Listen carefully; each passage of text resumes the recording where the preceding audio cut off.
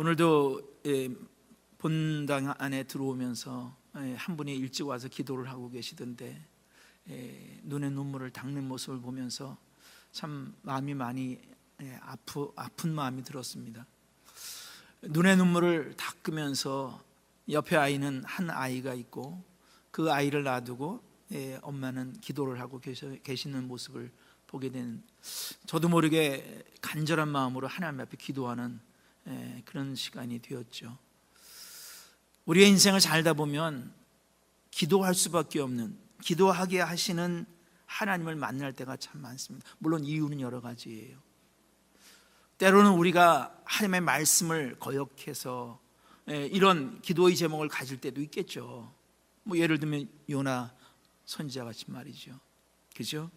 요나 선지자는 하나님께서 그를 니느웨로 보내기로 하셨는데, 그런데 그는 다시스로 가기를 원했습니다. 니느웨와 다시스는 지금으로 따져도 엄청난 거리고, 아마 비행기로 가더라도 적어도 6, 7시간을 날아가야 하는 그런 엄청난, 어떻게 보면 옛날식으로 하면 땅끝에서 땅끝이라고 말할 수 있을 정도로 엄청난 그리로 도망을 갈 때 큰 물고기 안에 들어가게 되죠.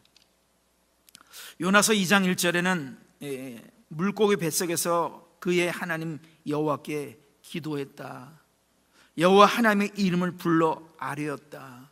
그랬더니 하나님께서 내 음성을 들으셨다라는 말씀이 나옵니다. 그죠? 하나님을 심지어 거역했지만 그럼에도 불구하고 그가 하나님께 기도하였을 때 하나님이 그 음성을 들으셨다라는 거죠. 그죠? 출애굽기 2장에 보시면 이스라엘 백성들이 이제 출애굽을 앞두고 있는 그런 상황들이 설명이 나옵니다. 그런데 그때 어떤 상황이었느냐면, 사실 요셉이 있을 때는 그래도 비교적 이 히브리인들에 대해서 굉장히 처우가 좋았지만, 이 모든 상황이 바뀌는 한 장면은 왕이 죽었음에라는 말로 시작이 돼요. 왕이 죽었어요. 그때부터 히브리인들에게는 어려운 일들이 시작이 됩니다. 이스라엘 자손은 고욕으로 인하여 탄식하고 부르짖는, 고욕으로 인하여 너무 힘드니까, 이것은 하나님의 계획 가운데 있는 겁니다. 이스라엘 백성들을 하나님께서 출애굽시키시려고, 그래서 이들에게 고욕을 허락하신 거예요. 그래서 이 고욕 가운데 하나님의 이름을 불렀을 때 하나님께서는 선지자 모세를 그들에게 보내주시는 이런 일들이 있죠. 이거는 이스라엘 백성들의 어떤 잘못이나 이런 차원과는 전혀 관계없습니다. 그러나 분명히 그들은 고난 가운데, 고욕 가운데 기도할 수밖에 없었다라고 말하는 거죠. 기도하게 하시는 하나님을 우리는 만나는 겁니다. 그죠? 이것은 우리의 잘못과는 관계없어요. 그렇다고 해서 이런 식으로만 기도하게 하는 건 아니에요. 예를 들면 사무엘 선지자의 어머니 한나는 어땠습니까? 지극히 개인적이죠. 한나의 남편 엘가나에게 또 다른 부인이 하나 있었죠. 브닌나라는. 이 브닌나가 얼마나 핍박을 하는지 몰라요. 성경의 사무엘상 1장에 보시면 남편 엘가나는 늘 한나를 더 많이 사랑하고 더 풍성한 사랑을 그에게 주었다고 했지만, 그를 핍박하고 괴롭히는 것은 그 둘째 부인이었던 브닌나였죠. 너무나 괴롭고 너무나 슬퍼서 하나님께 기도하는 모습을 보게 됩니다. 여러분, 이렇게 우리가 때로는 지극히 개인적인 이유로, 또 때로는 정말 너무나 아파서, 때로는 자식의 문제일 수도 있고, 때로는 남편의 문제일 수 있고, 남편의 사업의 문제일 수 있고, 여러 가지 많은 문제가 있고, 또 특별히 기도를 시키시는 하나님의 역사가 우리 가운데 있잖아요. 때로는 밴쿠버 땅을 위해서도 기도할 수 있고, 때로는 두고 온 조국 대한민국을 위해서 기도할 수 있고, 정말 가슴 아파하면서 이런 위기 속에서 하나님께서 그 땅을 지켜주시기를 막 그렇게 기도하게 하시는 하나님. 그런데 오늘의 말씀의 주제는 무엇인가 하면, 이렇게 기도하게 하시는 하나님 앞에 기도할 때 가장 중요한 것이 무엇인가, 우리가 알아야 할 것이 무엇인가, 그것이 바로 오늘의 말씀의 주제입니다. 간절히 기도하는 것은 정말 좋은 일이지만, 이렇게 간절히 기도할 때, 또 이렇게 기도를 시키시는 하나님 앞에 나아가 기도를 할 때, 기도의 제목을 우리에게 던져주시는 하나님 앞에 나가서 기도할 때 과연 우리가 이 기도를 할 때 알아야 할 것이 무엇인가, 붙잡아야 할 것이 무엇인가? 다른 무엇이 아니라 바로 예수 그리스도 그 이름의 능력을 믿는 그런 믿음인 줄을 믿으시길 바랍니다. 여러 가지 많은 기도의 제목이 있지만 그런 어떤 기도, 나라와 민족을 위해서 기도할 수도 있고, 우리 개인의 정말 안타까운 기도의 제목을 가지고 하나님께 기도할 수도 있고, 또 때로는 우리 은유를 위해서 같이 또 중보를 하며 막 기도할 수 있겠지만, 이런 모든 기도의 핵심은 무엇인가? 결국 예수 그리스도의 이름의 능력을 믿는 그 믿음이 아니라면 우리의 기도는 헛것이 된다는 이야기겠죠. 오늘 본문 말씀은 아마 모르는 분 없을 겁니다. 저도 주일학교 어렸을 때 예전에 이거 가지고 연극을 했던 바로 그 본문이 오늘 중풍병자의 본문이에요. 오늘 17절에 보시면 정말 믿음 좋다는 사람들이 예수님 앞에 모여 있는 장면이 나옵니다. 믿음이 좋다는 분들요. 결국 오늘 본문 속에서 예수님께서 정말 우리에게 보여주시려고 하시는 내용이 무엇인지를 보여주시기 위해서 어떻게 된 게 믿음이 좋다는 사람들이 먼저 나와요. 그러나 결국 하나님의 능력을 경험한 사람들은 이 믿음이 좋다는 이 사람들이 아닌 것을 오늘 본문에서 보여주죠.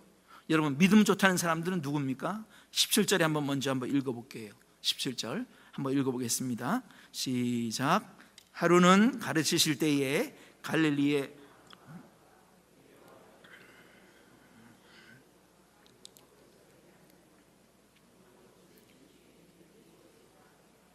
아멘. 하루는 예수님께서 가르치실 때에 보십시오.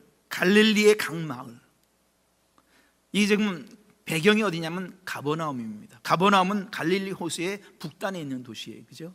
그러니까 이 갈릴리라는 것은 이 갈릴리 호수로부터 왼쪽에 있는, 그러니까 서쪽에 있는 지방들을, 그 지방뿐만이 아니라 강마을과 유대와 예루살렘에서까지 온, 전국 방방곡곡에서 온 누구요?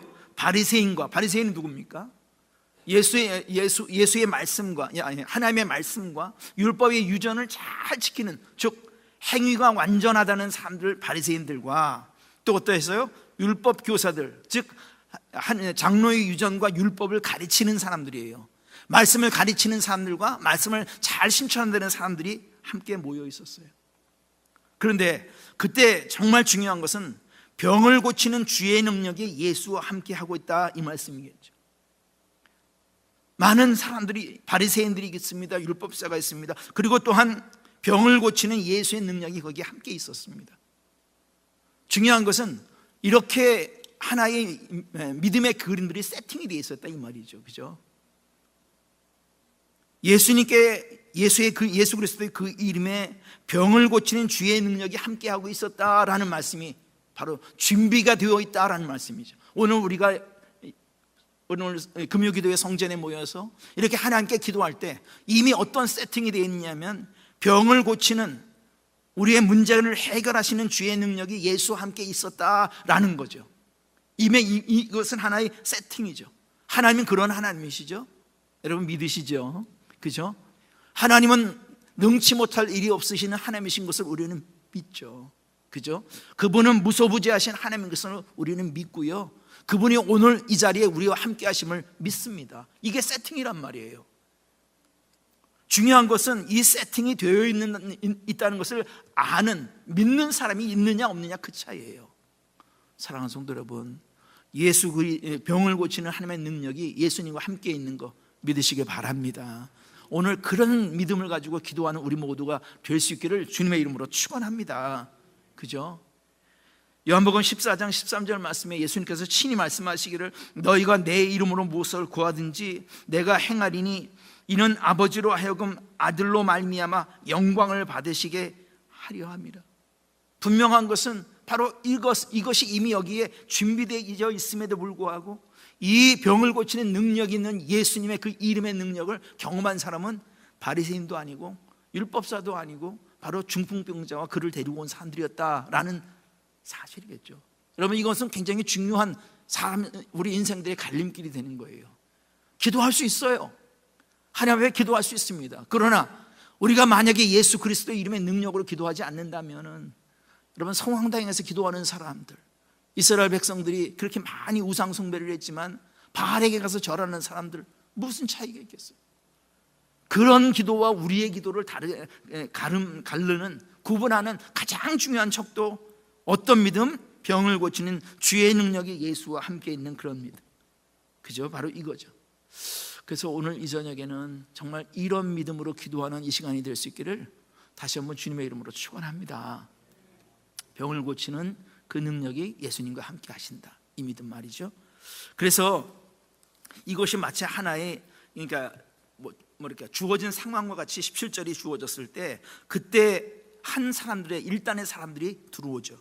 그게 바로 18절 19절입니다. 한번 읽어볼게요. 18절 19절 읽겠습니다. 시작. 한 중풍병자를 사람들이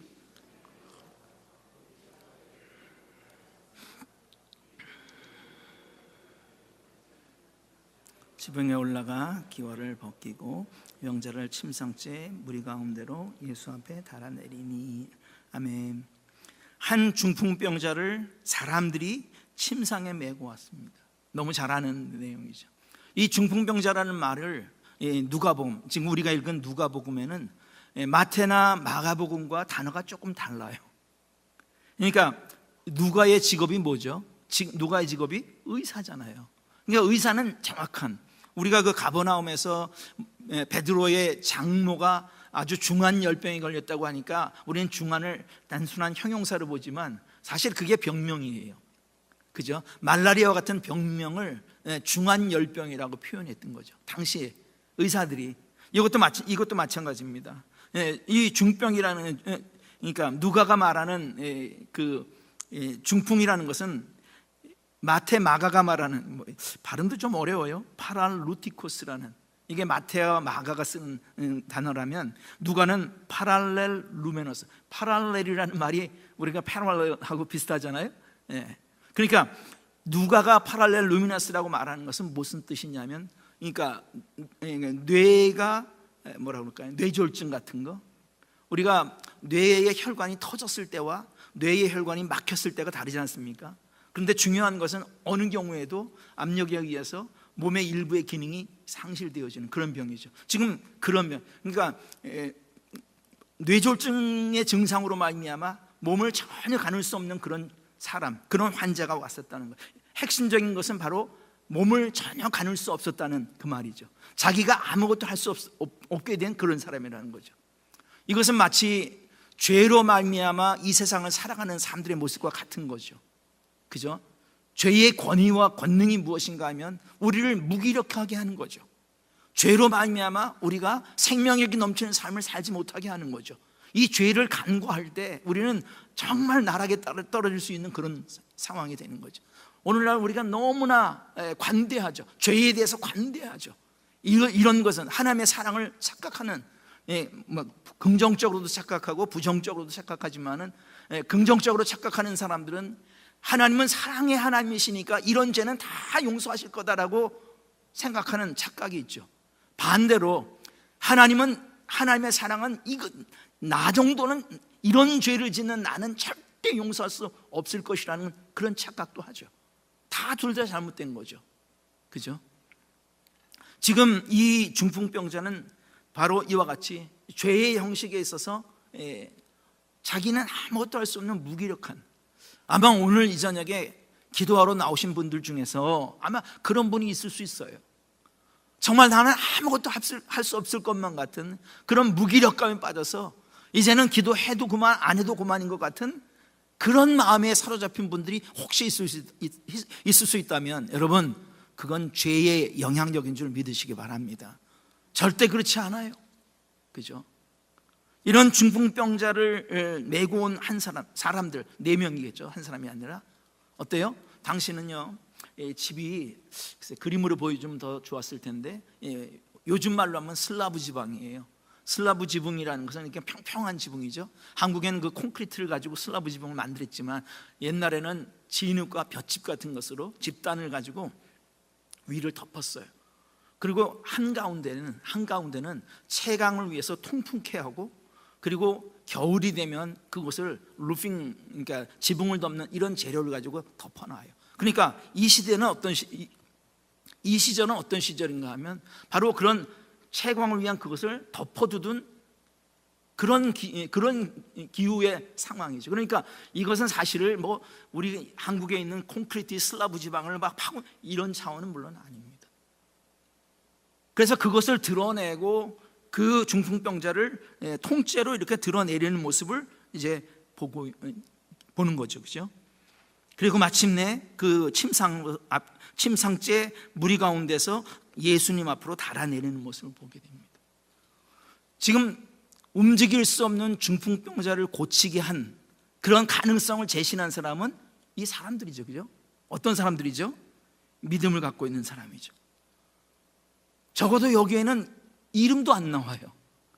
이렇게 중요한 일을 했지만 이름도 나오지 않는 사람, 이름도 모르는 사람들이에요. 그러나 중풍병자를 참으로 사랑하고 정말 긍휼히 여기는 그런 사람들이 바로 이 사람들이겠죠. 우리가 중보할 수 있는 것도 바로 그런 거죠. 우리 교회가 정말 자랑스러운 것 중에 하나가 바로 그거죠. 우리 은율이라는 또 다른 그동안에 많은 재난을 경험한 많은 사람들이 있을 때마다 늘 그렇게 마음을 가지고 그들을 위해서 기도하는 이런 사람들이 바로 이 중풍병자를 메고 온 사람들이죠. 적어도 이웃을 위해서 최선을 다할 줄 아는 그런 사람들이죠. 그러나 가장 중요한 것은 예수 앞에 이 중풍병자를 데리고 가면 예수님께서 그를 치유해 주실 것이라는 믿음을 가진 사람들이죠. 그죠? 그게 중요한 것이겠죠. 늘 마찬가지죠. 우리에게 능력이 있는 것이 아니라 예수 그리스도의 이름의 능력이 있기 때문에 오늘 우리가 중보한다면 우리에게 어떤 믿음이 있어야 하느냐면 이 사람들이 갖고 있는 이 믿음이 있어야 한다는 거죠. 우리가 그를 데리고 예수님 앞에 나가면 예수님께서 그를 만져주시고 고쳐주실 것이라는 그런 믿음이 있어야 나갈 수 있는 것이겠죠. 그죠? 이 사람들, 이름도 없는 이 사람들이지만 이 사람들이 이 중풍병자를 예수님 앞에 데려오는 과정 자체가 그죠? 하나의 믿음의 사람들이 행하는 것과 똑같은 거죠. 믿음으로 예수님 앞에 나가려고 했고요. 장애가 생겼을 때 그 장애에 낙심치 않았다는 거죠. 실망하지 않았다는 거죠. 우리는 조금만 해보다가도 좀 안 되는 것 같으면 쉽게 포기하려고 하죠. 이것은 안 되나 보다라고 말하고 싶을 때가 있겠죠. 분명한 장애가 있을 때 그들은 낙심하지 않았어요. 사람들이 워낙 많아요. 들어갈 수가 없습니다. 어떻게 해요? 그럼 포기해야 되잖아요. 중풍병자가 누군지 모르겠지만 뭐 자기의 부모일 수도 있고 동생일 수도 있고 아마 이웃일 수도 있겠지만 그렇지만 포기하지 않았어요. 지붕으로 올라가서 지붕을 뚫었단 말이죠. 그리고 그곳으로 내렸다는 거죠. 하나님이 주시는 지혜를 사용할 줄 알았다는 거죠. 그죠? 마침내 합력하여 선을 이루는 믿음의 역사가 나타났다는 거죠. 그렇게 내려간 거예요. 그랬을 때 20절에서 참 흥미로운 말씀이 나오죠. 누구죠? 예수께서 누구의 믿음을 보시고? 그들의 믿음을 보셔요. 그들의 믿음을 보시고 이르시되 이 사람아 내 죄 사함을 받았느니라. 이 네 사람의 믿음을 보시고 중풍병자가 고침을 받아요. 우리가 중보하며 기도할 때 중요한 것은 우리의 믿음을 보시고 은유를 고치는 역사가 있게 된다는 거죠. 중요한 것은 바로 그거예요. 왜 그런가 하면 중요한 것은 우리가 누구를 위해서 기도하든 나의 문제를 가지고 기도하든 그 사람들의 문제를 가지고 기도하든 중보하든 중요한 것은 반드시 예수 그리스도 안에서 그런 이름의 능력이 있다는 것을 믿는 그 믿음으로 기도하는 그 기도로 인하여 복을 받는 사람이 있다라는 얘기겠죠. 그죠? 누구의 믿음을 인하여? 그들의 믿음을 보고. 이게 바로 성경의 가르침과 세상의 가르침의 가장 큰 차이예요. 세상 사람들은 다 자기가 복받기를 원하죠. 근데 우리가 창세기 12장에 보시면 아브라함에 대해서 하나님께서 뭐라고 그랬죠? 내가 너로 세상에 뭐가 되게 하리라? 복이 되게 하리라. 근데 그걸 예전에 뭐라고 해요? 개역 성경에는 뭐라고 그랬다고 그랬죠? 복의 근원이 되리라 이렇게 말씀하셨잖아요. 그죠? 나로 말미암아 사람들이 복을 받는. 예전에 그 뭐 부흥 강사들 얘기라고 하면서 나로 말미암아 남이 먹는 것이 천국이에요.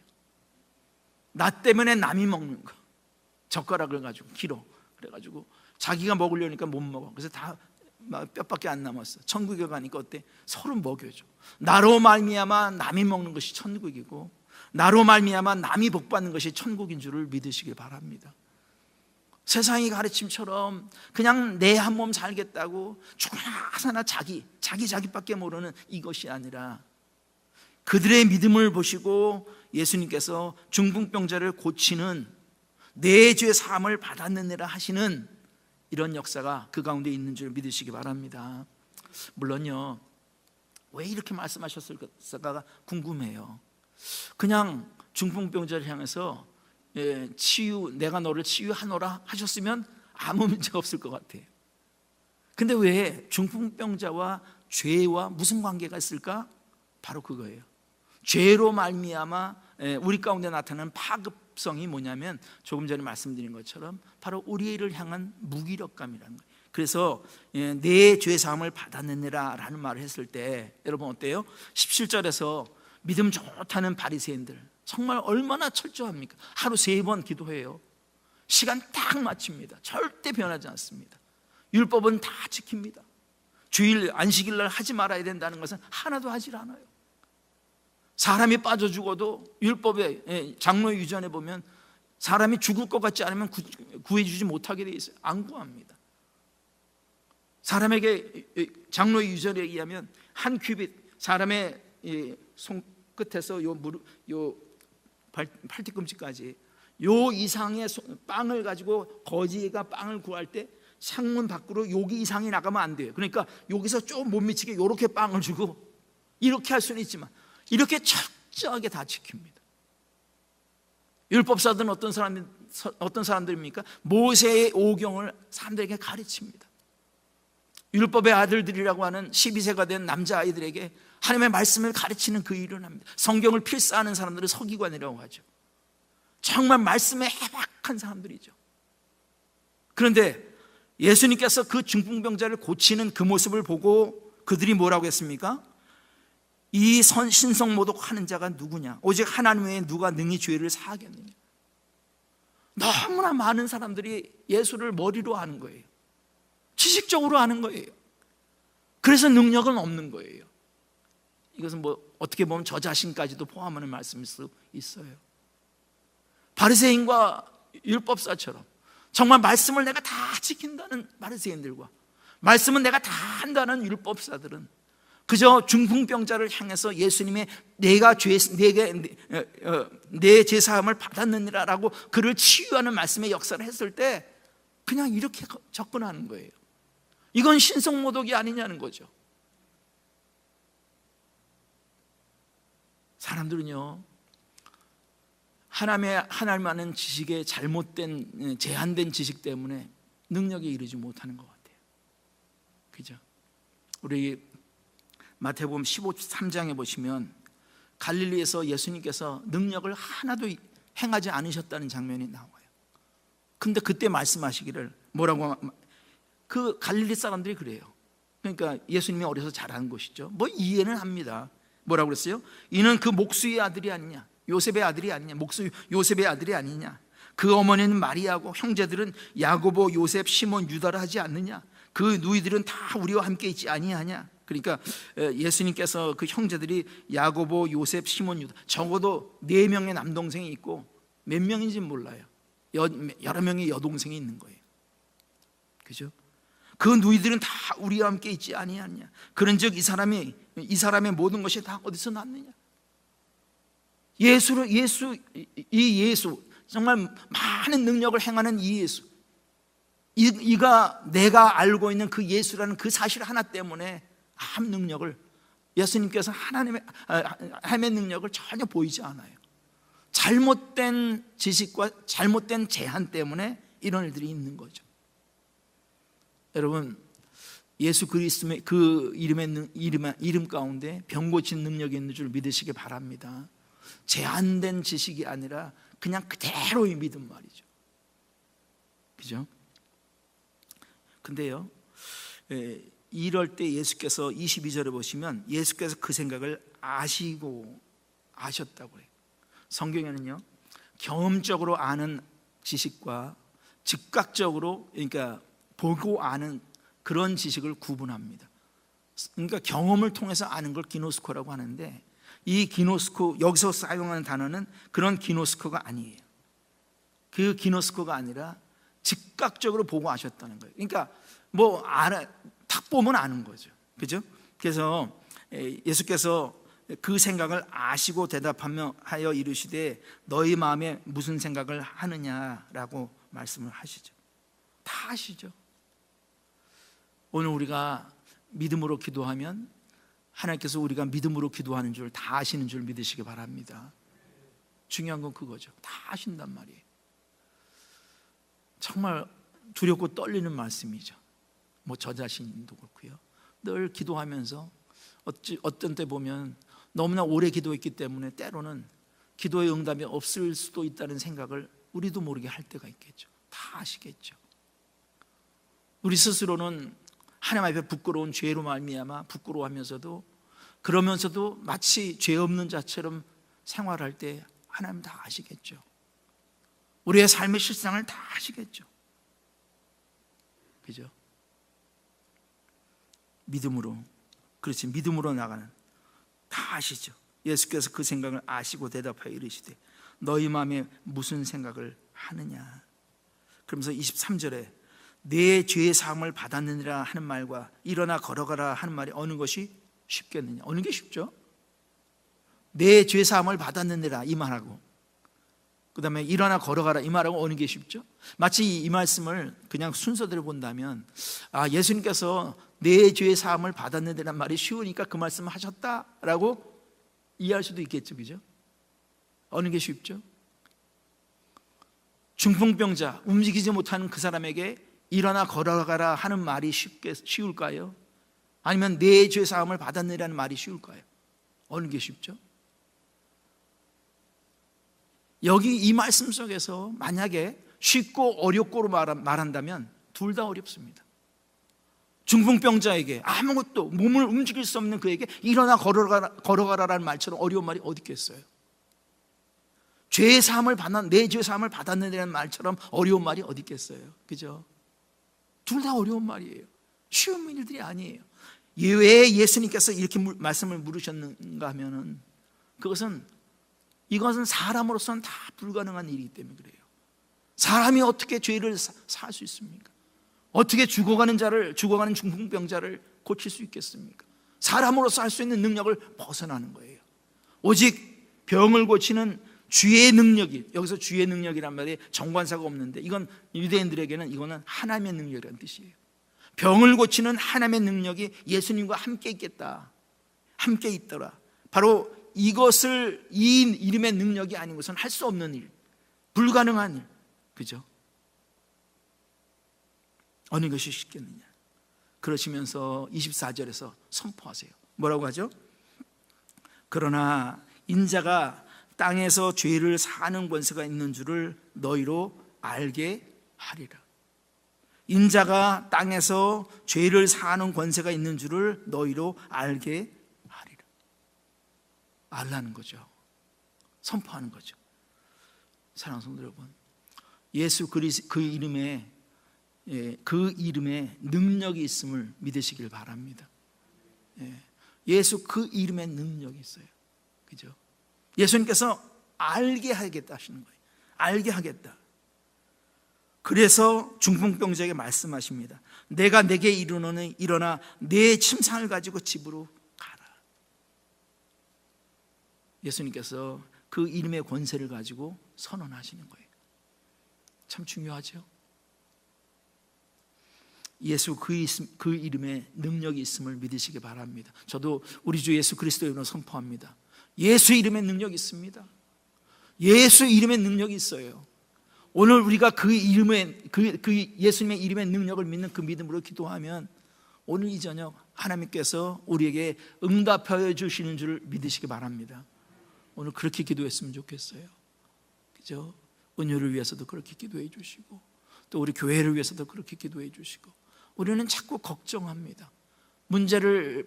문제가 있다고 생각하면 문제를 가지고 기도하지 않고 원인 분석을 하려고 하는 거죠. 오늘 이 바리새인과 율법사들처럼 무엇이 잘못돼서 이렇다고 말하긴 좋아하지만 정말 그 이름의 능력을 붙잡고 기도하지는 않을 때가 너무 많은 거죠. 우리 가정으로 돌아가서도 마찬가지죠.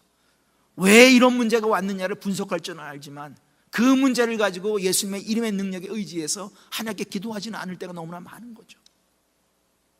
사업의 문제도 마찬가지죠. 오늘 예수님께서는 이것을 선포하시는 거예요. 내가 네게 이르노니 일어나 내 침상을 가지고 집으로 가라. 오늘 여러분들 중에서 이 예수님의 음성이 들리는 분이 있으면 좋겠어요. 내 삶, 내 문제 다 하나님께서, 예수님께서 내 문제가 해결되었으니 이제 기쁘고 감사한 마음으로 집으로 돌아가라 라는 음성으로 들릴 수 있기를 바랍니다. 그죠? 그 선포하시는 거예요. 그랬는데 보십시오. 25절에 그 사람이 그들 앞에서 곧 일어나 그 누웠던 것을 가지고 하나님께 영광을 돌리며 자기 집으로 돌아가요.